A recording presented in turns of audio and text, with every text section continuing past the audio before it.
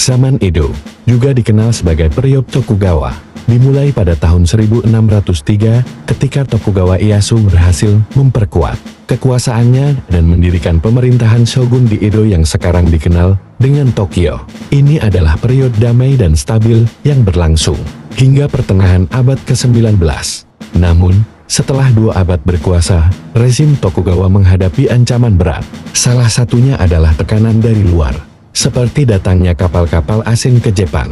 Sebelumnya pemerintahan Tokugawa menerapkan kebijakan agar Jepang terisolasi dari dunia internasional. Namun Commodore Matthew Perry dari Amerika Serikat, yang memimpin ekspedisi kapal hitam pada tahun 1853, berhasil memaksa Jepang membuka diri kepada perdagangan internasional. Hal itu berakibat pada ketidakpuasan beberapa kalangan samurai atas kebijakan pemerintah Shogun Tokugawa. Menurut mereka, pemerintah Shogun yang lemah terlalu memberikan keleluasaan pada bangsa Barat, yang justru lebih merugikan bangsa Jepang.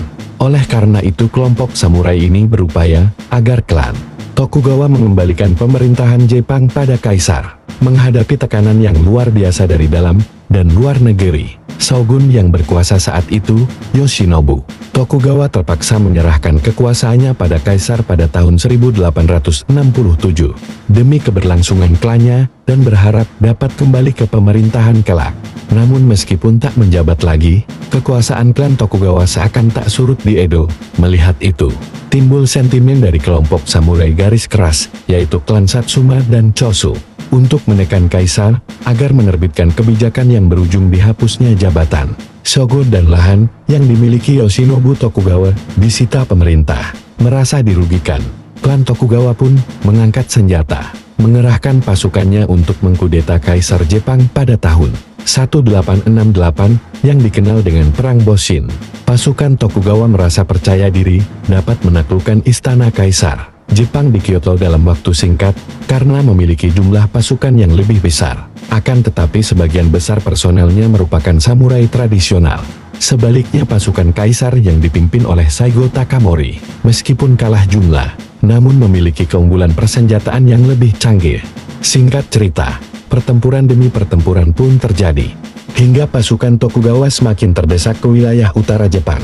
Meski begitu, pendukung Shogun tak henti berjuang dan menghimpun kekuatan dengan mendirikan sebuah negara bernama Republik Esu di Pulau Hokkaido.